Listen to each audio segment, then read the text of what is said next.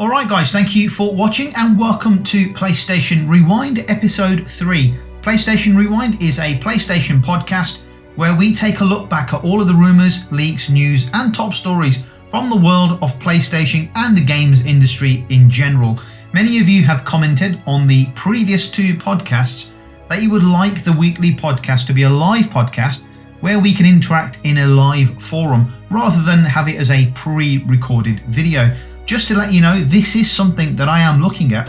Now, I've never done a live stream or a live podcast before, so I just want to make sure I have the correct setup in place before going live. But the plan is that we go live from the middle or the end of October onward, or somewhere thereabouts. Keep an eye on that. I will announce it beforehand on one of my videos when we're ready to go live. So a couple of ways that you can support the channel. Firstly is by subscribing to the channel. So if you're here watching and enjoying this podcast or any of my content or videos, remember to hit the subscribe button, and secondly hit the like button and leave your comments down below. This really helps out the podcast and the channel itself. The YouTube algorithm will help push the podcast out to a wider audience, helping us grow our PlayStation community here on YouTube. Okay, let's get going. So overall, it's been a fairly quiet week in terms of gaming, but let's take a look at what's been happening over the last few days. As usual, the links to the articles are down below in the description. Beginning with Monday the 19th of September, Hollow Knight Silksong has been confirmed for PS4 and PS5. Disappointing news if you are a Bloodborne fan, as Jeff Grubb has claimed that From Software is not working on anything related to Bloodborne, and their focus is purely on Elden Ring and possibly an Elden Ring update. Following last weekend's GTA 6 leaks, Rockstar has responded to all of the leaks appearing across social media platforms and say that they are going to double down on the game to release the best experience for their fans, and that this leak will not have affected the game's development plan. However, some people think that this may not be the case, and that GTA 6's development plan may have been pushed back by at least 2 years due to the leaks and the source code appearing online. We have had rumours that Sony is about to release a new PlayStation 5 model. This time it will be a lighter and slimmer version with a detachable disc drive. Some are even calling this the PS5 Slim. That's it guys, that's Monday's top stories. As I said, top of the show. It's not really a busy week in terms of gaming news and updates. Moving on to Tuesday the 20th of September. EA boss admits that the last two entries of Battlefield didn't really live up to expectations, and that it's going to double down on its next release to ensure the best possible game is released for the fans. They've also come out, this EA, they've also come out to say that Call of Duty being on Xbox and being an Xbox exclusive game would be a tremendous opportunity for Battlefield, as it would be the only major FPS game available as a multiplayer. Sean Layden has joined Tencent in an advisory role to help strengthen their position in the games industry. PS1 game Siphon Filter 2, which is available on PS Plus, now has the ability to switch between 50Hz and 60Hz gaming. Sackboy, a Big Adventures PC release, all but confirmed on Steam DB listing. EA have also announced multiple Marvel games being worked on. One of them is Iron Man, which is being produced by Motive Studios. An insider with an excellent track record, going by the name of Real Insider, turns out to be a YouTuber who broke several NDAs and agreements with studios and publishers. And finally, people have been asking, is Rise of the Ronin coming to Xbox? One of the biggest and most exciting announcements from September's State of Play from Sony was Rise of the Ronin for the PS5, which is a new action RPG from Team Ninja, the creators of games like Nioh and Ninja Gaiden. Despite the fact that the game is only scheduled to be released in 2024, Rise of the Ronin already appears to be a highly anticipated game, so much so that Xbox players will be wondering if they'll get a slice of the action. Unfortunately, Rise of the Ronin doesn't appear to be heading to the Xbox Series X or S or Xbox One at all. During the State of Play showcase, Rise of the Ronin was announced as a PS5 console exclusive instead of a timed exclusive, which would suggest that the game is never making its way over to the Microsoft platform. On top of that, news has also come out unveiling that Rise of the Ronin will have Sony's own game development studios working on the game alongside Team Ninja. Sony has an internal development team by the name of XDev, or Sony XDev, who have been responsible in the past for helping with development of PlayStation games made by external studios. So in the past, the Liverpool-based XDev team has aided in the creation of games like Little Big Planet 1, 2 and 3, Heavy Rain, Returnal and many others. Traditionally, Sony Japan would handle the same responsibilities for games developed by third-party studios in Japan, but with Sony Japan's closure, it appears that an XDev Japan team is aiding Team Ninja in the development of Rise of the Ronin. Senior XDev producer Jason Stewart has tweeted out that he's teaming with Team Ninja regarding Rise of the Ronin and working in Japan to do so. Granted, this isn't a hard confirmation that Rise of the Ronin is never coming to Xbox, because Sony have published a game which ended up on the Xbox platform in the past, specifically MLB The Show. However, while we do live in a world where Sony can publish and release games that come out onto the Xbox platform, MLB The Show is a licensed sports game, and reports suggested that MLB themselves were absolutely integral in that decision for the game coming out onto the Xbox platform, not Sony. So seeing a new IP like Rise of the Ronin being moved over to the Xbox is another story entirely. With Xbox's rapid and aggressive expansion into Japan, securing titles like Persona, Like a Dragon and Dragonroper, seeing Rise of Ronin on Xbox definitely is not impossible, it's just improbable. Still, as Sony are aiding Team Ninja in Rise of the Ronin's development, it'll be a very, very long time after 2024 before it's even a possibility that the game could come to an Xbox platform near you. So just to clarify and summarise, Team Ninja is teamed up with Sony XDev for the development of Rise of the Ronin, which is going to be a PlayStation 5 console exclusive game. I wouldn't be surprised if the game does come out on the PC, however, but that's a completely different story. So, Rise of the Ronin, a new single-player action RPG from Team Ninja and the minds behind Nioh and Ninja Gaiden. It's been in the making for 7 years. Rise of the Ronin takes place in 18th century Japan during the Edo period, which is the country's most infamous eras, and with Japan under oppressive rule and ravaged by disease, you play the game as Ronin, who's experiencing the most critical revolution in the history of Japan, including the darkest and ugliest chapters that many will shy away from. Calling to mind classics like Way of the Samurai, as well as Sony's own Ghost of Tsushima, Rise of Ronin is slated to release in 2024 for the PS5. The game, from what I've seen so far, looks absolutely amazing. Let me know what you make of this game from the trailer that you've seen so far. For me, this is another one of those games where it's a day one purchase, a must-buy game, and I will probably end up streaming this game on my channel when it does come out next year in 2024. So that's Tuesday wrapped up. Let's take a look at Wednesday the 21st and look at the top headlines from a gaming perspective on Wednesday the 21st. So FBI now involved with the GTA 6 leaks and are apparently pursuing the hackers for multiple cybercrimes against tech companies. This one is for the Gran Turismo fans out there. Orlando Bloom has now joined the ever-expanding cast list of the up-and-coming Gran Turismo movie. Sony's Yuhei Yoshida says that indie developers are likely to take more risks with PSVR 2 games than your traditional larger studios and publishers. And a new PSVR 2 trailer has been released which highlights some of the features of the new PSVR 2, such as the eye tracking technology and how you'll be able to make decisions, or selection choices rather, by just looking at things within the VR set itself. We now have a new story being rewritten for modern audiences for Splinter Cell Remake, which the development team hope will be sufficient to attract new fans for the game franchise. God of War Ragnarok file size is rumoured to be around 90 gigabytes for the PS4, and we're still awaiting updates on what that may look like for the PS5 version. A modder has stepped forward to claim that Bloodborne can actually run at 60 frames per second if 2 lines of code were changed in the game's code.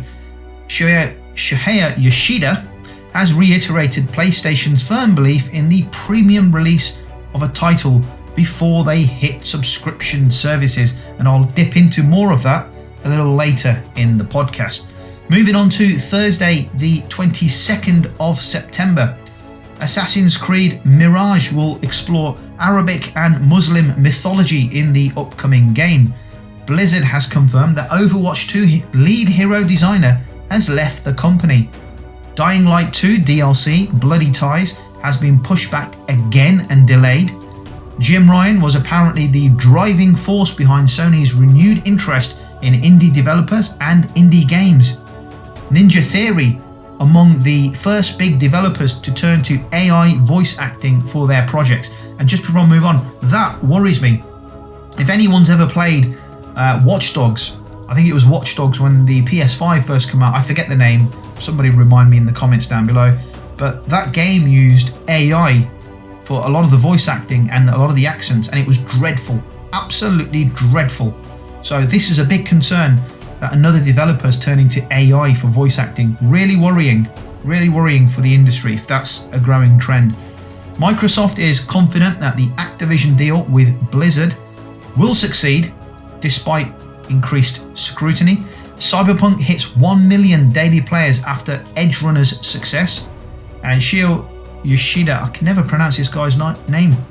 Shuhei Yoshida goes on to say that PlayStation Plus should be used to breathe new life into games that have been out for a little while, and that new games should be treated or compared to movies. So they hit the cinemas first, people will pay for that experience, then go into various subscription services before hitting free TV services. So he's comparing games in that model with movies to the games model. Again, I'll delve into this in a few minutes time.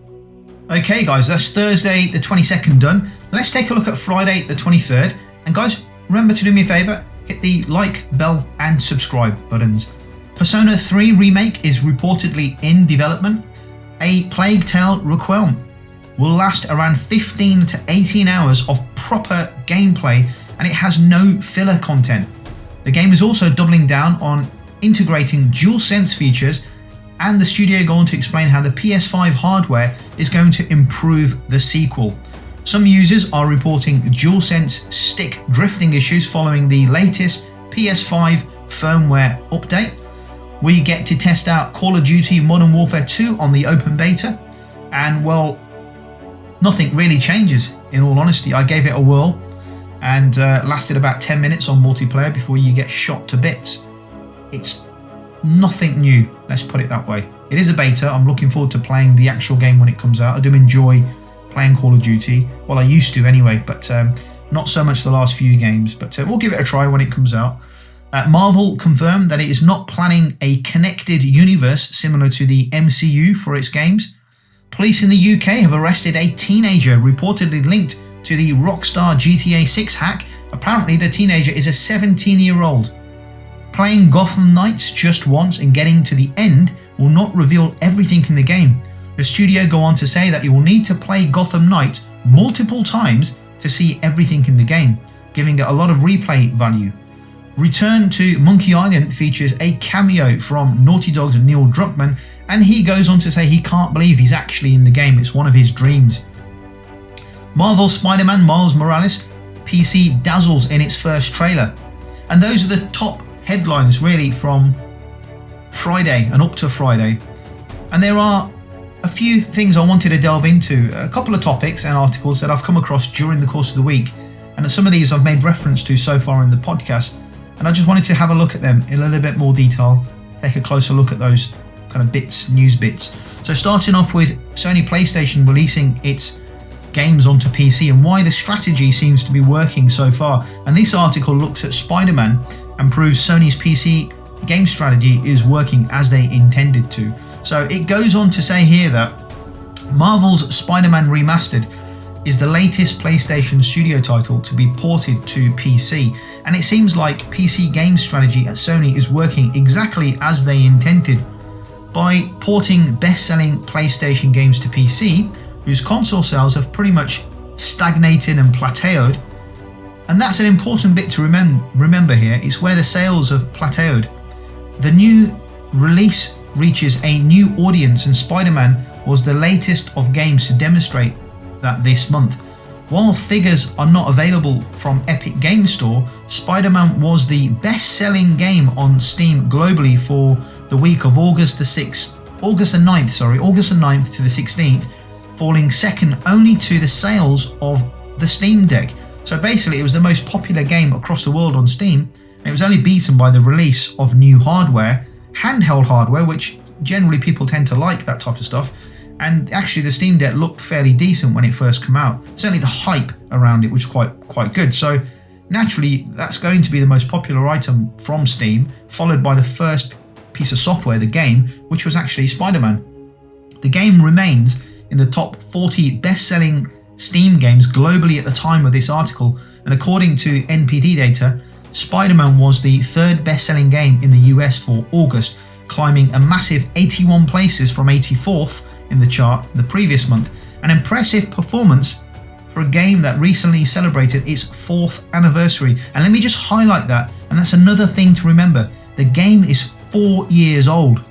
4 years old, and it's performing fantastically well on Steam. Spider-Man isn't the only game to demonstrate this trend either.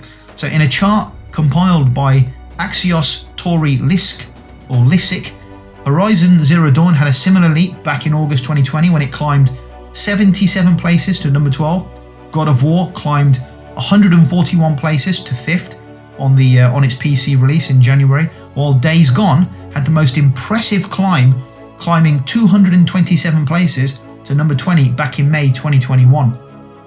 Head of PlayStation Studios, Herman Hulst, has already made clear that the strategy at Sony was to port their best games like Spider-Man to PC so they could reach new gamers who haven't yet experienced great stories, characters, and the worlds that they've built. For all 4 games now have clearly received that the second chance they needed on the PC platform and reaching new gamers is actually happening. All 4 games have clearly received that second chance at reaching a new gaming audience with their release on PC, which is exactly what PlayStation intended, bringing new players into the world of Sony PlayStation games without harming the sales of the PS5 or the PS4, exactly what Sony set out to achieve. The trend will also surely continue with Uncharted Legacy of Thieves collection, which is releasing next month, I believe, on PC. I think it's in October, right? And Marvel's Spider-Man Miles Morales is also coming out later this year. I think it's slated for a fall release. So I've discussed this before on a previous video, looking at why this is a brilliant strategy. So phase 1 of PlayStation's strategy, when Sony PlayStation invests all that time and effort and money in its studios to take their time and complete a project, you can almost guarantee, I don't really want to say guarantee, but with PlayStation it's almost a given. You can almost guarantee that the game is going to be amazing. Now it might not be everyone's taste or everyone's cup of tea. You might not be quite into the narrative, or you might not like the story, because that's always subjective, right? But what you can guarantee is that the game will have depth.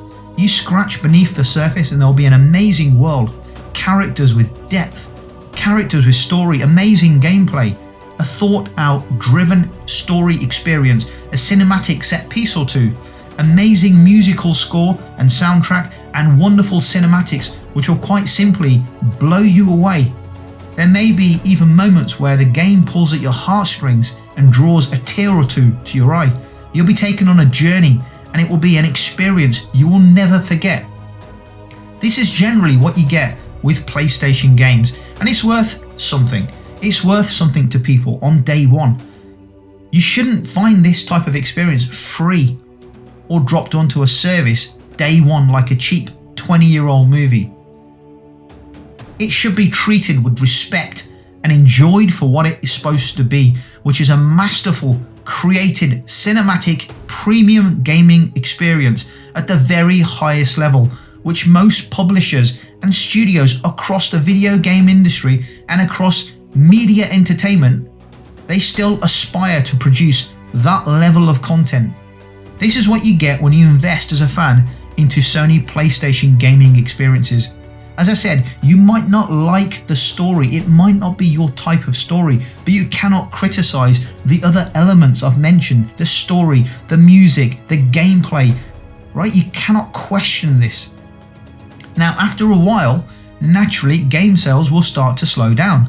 This could be after 6 months, it could be after a year, or it could say be 18 to 24 months, but they will eventually slow down and plateau. The game will of course have several opportunities to be sold at discount through various sales events throughout the year. So we're talking Black Friday, summer sales, Christmas and winter sales, and the price will drop from here in the UK to 70 to wherever is appropriate for the game to be discounted. Maybe it will go down to 60 or 50 or 40, maybe it will be half price. You know, over the course of 2 years, the game will get lots of discounts and you'll have lots of opportunities to buy into the game. Not everybody can afford the game at full price, that's granted, that's a given. But at some stage you'll have the opportunity to pick up the game at a discount.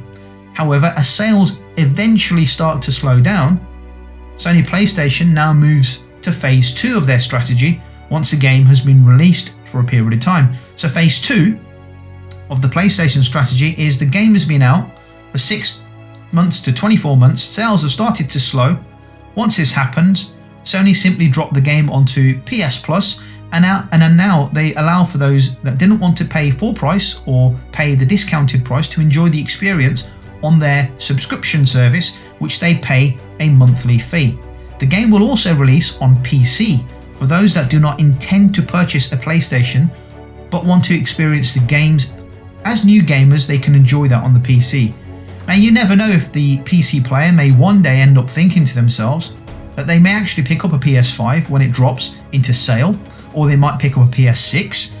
Certainly if the opportunity to play the next version of the game when it comes out to the PlayStation platform, rather than wait a period of time before it comes to PC, they may convert to becoming a PlayStation console owner. That's the hope, right? That's what PlayStation wants. At some point, some gamers on PC, not everyone, some gamers will end up buying a PlayStation. That's part of the strategy. This is what Sony wants eventually, and even if that doesn't happen, even if a PC gamer does not convert to a PlayStation owner, they will still buy the PlayStation games when they come out on the PC. Whether a game releases onto the PS Plus or PC first is debatable. I don't know which one will happen first, but I do feel that once PlayStation have their PC launcher up and running, I feel that games will come to the PC platform first after they've been out for a while, and they'll come out as a physical or a digital game which you can purchase before ending up on a subscription service across all platforms. So I think you'll get the game at full price, and it'll be full price, and you'll be able to pick it up maybe at a sale or a discount over the course of a year or two. Okay, then it will come out on PC, and the same principle will apply. It will go out full price onto PC. Maybe it will come out on PC within a year. So it comes out onto the PlayStation first, full price. Then after a year or so, it comes to PC. Both PlayStation and PC versions will have discounts at various stages. Then the game will hit subscription services within 2 years or by 2 years. And you'll be able to play that on a subscription service across any platform except the Xbox, of course. Let me know down below in the comment section what you think of the PlayStation strategy of keeping the games exclusive to the PlayStation platform first, then releasing onto PC and PlayStation Plus once sales start to slow down. I know not everyone likes this idea, and the thought of PlayStation exclusivity being watered down doesn't quite sit well with everybody, but this is the new world, man. This is how we're going to have to move forward. This is how Sony has to adapt. They will always have exclusive games. That is part and parcel of who they are. That is in the blood. That is in the DNA. They will always have exclusive games. The only difference now is that those exclusive games will end up on PC and PS Plus after a couple of years, or sooner if the market dictates that action. So the next article which caught my eye Wait for it. The Last of Us Part 3, what we hope to see in the next sequel. The game franchise right now is so divisive, but to my mind there's no doubt there will be a Part 3 at some stage. The Last of Us Part 2 is one of my favourite games ever made. Story aside, it's incredible. The game world is so big and intriguing, it has such a rich history. The gameplay was so good in Part 1 and Part 2 especially, but for many the story is going to be integral to whether they pick Part 3 up, and if and whenever this ever gets made. So let's take a look at what this article goes on to say. Naughty Dog's The Last of Us Part 3 will probably be the final chapter in Ellie and Joel's epic story, but what can we expect from the follow-up game? The Last of Us Part 1 has been a hit with gamers since it first hit the shelves back in 2013. With the intense combat encounters, Ashley Johnson and Troy Baker's brilliant voice acting, the amazing emotional storytelling, and the incredible visual detail, there was no question that the younger sibling to the Uncharted series had become a beloved game. So when the next game was released in 2020 and people swarmed in so that they could get their hands on it and continue with Joel and Ellie's story, it came as no surprise to no one. Even new players who had never played the previous game heard of the game and went mad over it, and The Last of Us 2 ended up winning Game of the Year awards. Yes, there was controversy about the leaks and the story and stuff, but ultimately the game was nominated and actually won multiple Game of the Year awards.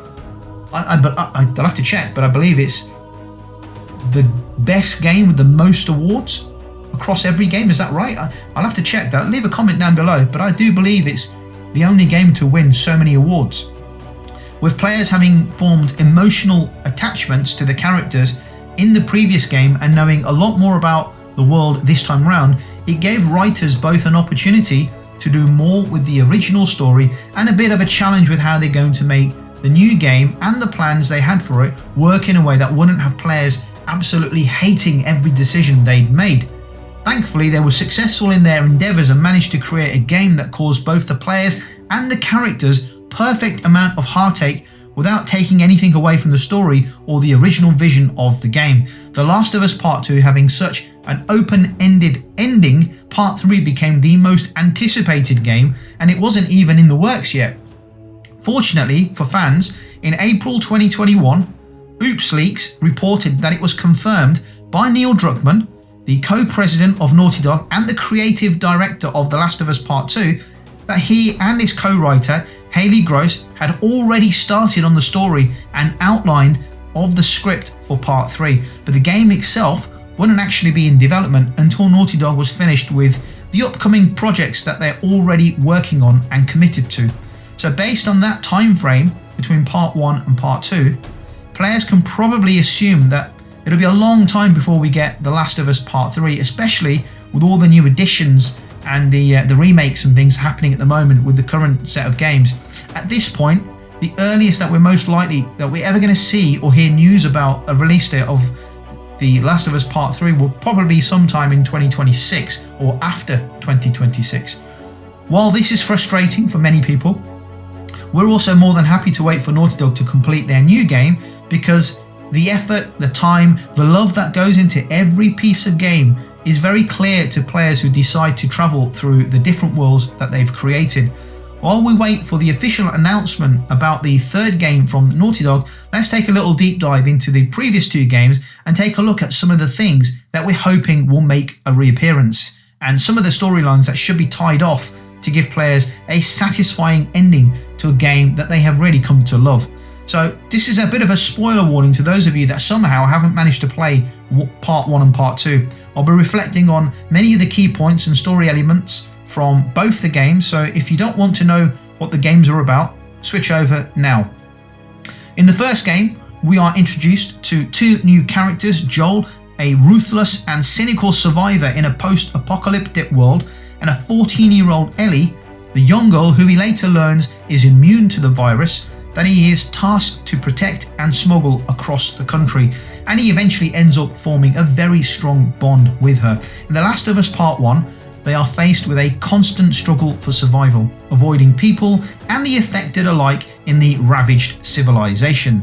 Ellie begins to bring out a softer and more compassionate side to Joel, while Joel teaches Ellie how to kill and shoot a gun properly, helping her process and come to terms with the first time she makes a kill. They have a couple of clashes as they go, but Joel soon learns that he is unable to leave the teenage girl and begins to think of her as his daughter, going so far as to use the same pet name he once used for his now deceased daughter, Sarah. The bond he has formed over the course of the game becomes a problem for the Fireflies after Joel learns that they want to use her to create a vaccine so that humanity might stand a chance against this infection. While he knows that this is something that Ellie would have wanted to do, in a moment of selfishness, Joel refuses to let her sacrifice herself and lies to her about what has happened in the lab, telling her that they had stopped looking for a cure. This would come back to bite Joel in the second game when Ellie finally learns the truth about what happened at the hospital. In her anger, she cuts Joel out of her life, leaving the man shattered. Despite this, he would still do what he could do to make sure she was safe and let her know that he supported her no matter what. Unfortunately, for players and characters alike, in The Last of Us Part 2, Joel is killed before the two can make amends. Now this breaks a lot of players and a lot of fans, and they refuse to play the game. They refuse to continue. And this was quite upsetting. I have to admit, this was quite upsetting personally. But I played the game, I continued the journey, and I loved it. Players then continue to follow Ellie and Abby, swapping between the different perspectives throughout the game as they deal with their loss at different stages, though in very similar ways. Ellie is on a revenge path, ready to kill Abby, and anyone that stops her from doing so loses a bit of the compassion that was part of her in part 1. And Abby has already had a revenge and is now dealing with the consequences of what she's done and trying to become a better person. The girls finally clash and Abby comes out on top, not killing Ellie, but warning her off of coming for her again with the words, "Don't ever let me see you again." And for a good 18 months, neither of the women see each other again. We get a glimpse at the life that Ellie is living with Dina, but the peacefulness of it is quietly ruined by the PTSD, or post-traumatic stress disorder, that she's experienced. She was experienced that. It was caused by Joel's death and the news that Tommy, Joel's brother, brings about Abby's last known location. In an attempt to finally get closure, she travels to California determined to kill Abby no matter what it takes. Despite her choice upsetting Dina, things don't go according to plan. She finds Abby worse for wear, nowhere near what she was on their first encounter, strung up and left for dead. In a moment of compassion, Ellie releases her, but she can't get past the images of Joel that are haunting her, so she forces Abby to fight. Both women are broken and desperate, trying to survive, and Ellie gains the upper hand. Just as she's about to exact her revenge against her father's killer, or her father figure's killer, she's faced with a memory of him, and that reminds her of who she is. She remembers that she is capable of mercy and forgiveness, and she manages to look past her need for revenge and lets Abby live. They go their separate ways, Abby escaping with Lev via a boat, and Ellie returning home to Dina, who is nowhere to be found when she gets back. After struggling to play a song, thanks to the fingers she lost during the fight with Abby, she puts down the guitar and we watch as she walks back into the wilderness.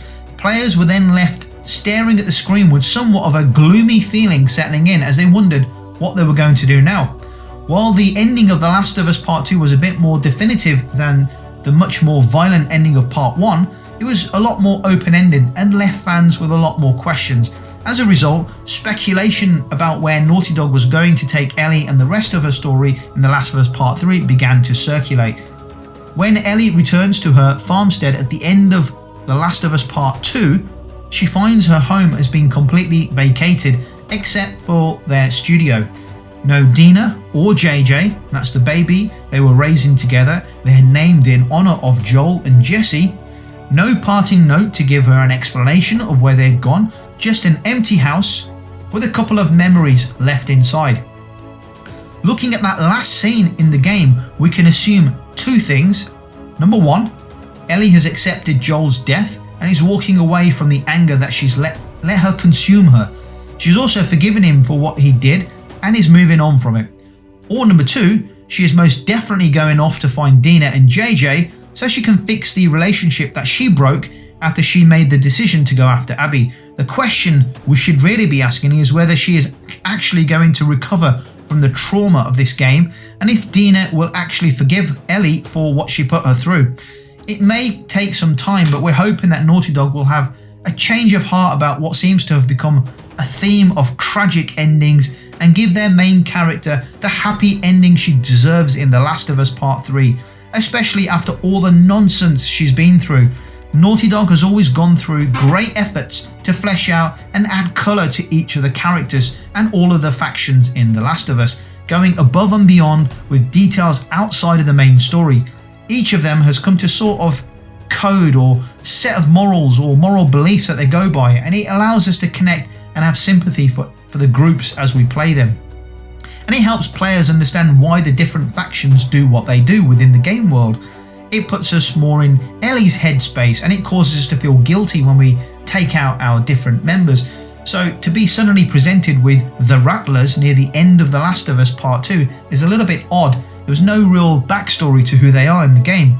The reason for the inclusion of the ruthless group of mercenaries is probably to set them up as the main antagonist for Part 3.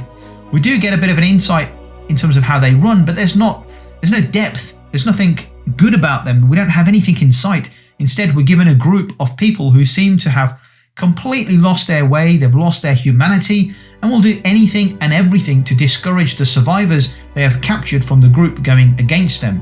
This does mean that the players end up feeling significantly less guilty when they kill a mercenary from the Rattlers than they did when they were killing a member of the Sephirophites or the WLF.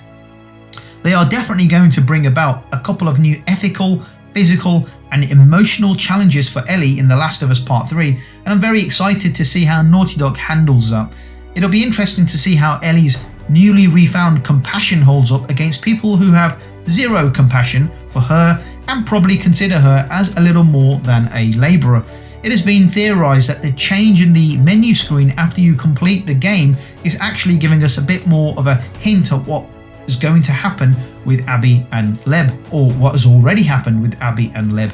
If we take a close look at the scene that acts as a background for the menu screen, in the background you can see very clearly the spot, the Catalina Casino, which indicates that the coastline we are seeing is not random, but rather it belongs to the island of Santa Catalina. Combine that with the image of the boat sitting on the beach, and I think it would be safe for players to assume that not only did Abby and Lev make it to the Fireflies' new base of operations, but that is also a very high chance that we're going to see them again in the third act. It'll be very interesting to see what will happen between the two women if they ever cross paths again, and how they will interact with each other. There's still plenty of trauma and unresolved issues that the two of them will have to work out in The Last of Us Part 3, and of course we're hoping that they do clash. We want to see how that evolves. It will be specifically challenging for both of them if at some point they're forced to work together rather than go against each other. It'll be a great moment for the writers to explore how the characters have developed, grown and healed since their last interaction. Unlike its predecessor, The Last of Us Part 2 was significantly less focused on the pandemic.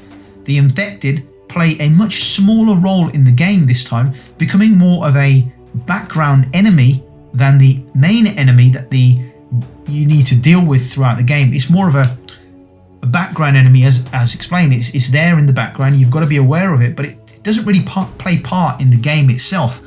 They still make an appearance and they're more of a challenge, something and someone you have to take out, where in the previous game, in Part 1, it was about trying to find a way to cure everybody from the pandemic, not as much of a priority for the characters anymore.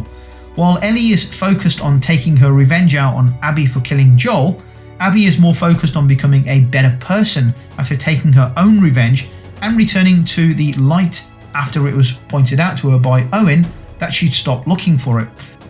With the story focus being more on both women conquering their grief, there isn't a chance for talk of the cure to really be brought up again in The Last of Us Part 3. We're hoping that The Last of Us Part 3 will bring the story full circle and return to us the original goal and why Joel was tasked with smuggling Ellie across the country in the first place, trying to find a cure for the mess that humanity had managed to get themselves into. With Abby back at the Fireflies, it may be her time to take on the legacy of her father and try to finally develop a cure that will save the world, or what remains of it at this point. There are plenty of opportunities for new problems to arise for the third installment of the game. Will Ellie still be wanting to sacrifice herself for the greater good of humanity? Or will she have developed new priorities now that she has found her soulmate?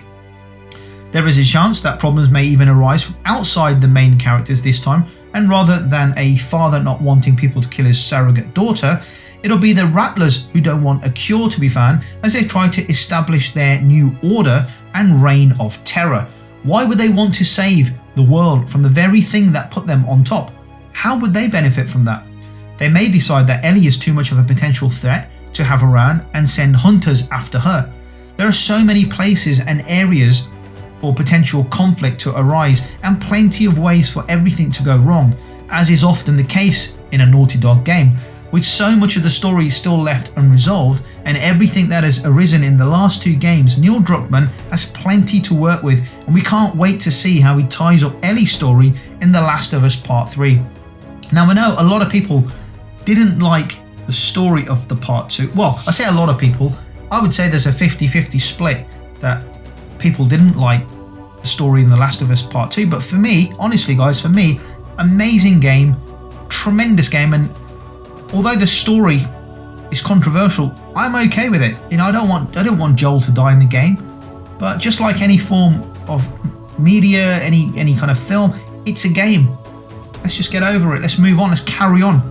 I went on, I continued the game, and bloody hell, it delivers. It's an incredible game. The Last of Us Part 1 and Part 2 are amazing games, and I cannot wait to see what The Last of Us Part 3 looks like when it eventually does come out. And it's going to come out. There's too much left on the table for the game not to be made. Let me know down below in the comment sections if you'd like to see The Last of Us Part 3, if it does happen, which I think it will. Would you be interested in the game? Were you affected by the story of The Last of Us Part 2? Would that have an impact on you picking up Part 3 or not? Let me know down below in the comment section of your thoughts on The Last of Us Part 3. Okay guys, that's going to do it for episode 3 of PlayStation Rewind. I hope you enjoyed it. If you have any recommendations and suggestions for the podcast, be sure to let me know down below in the comment section. Thank you for watching. On your way out, do me a favor guys, hit the like, bell and subscribe buttons, and I'll catch you on my next video.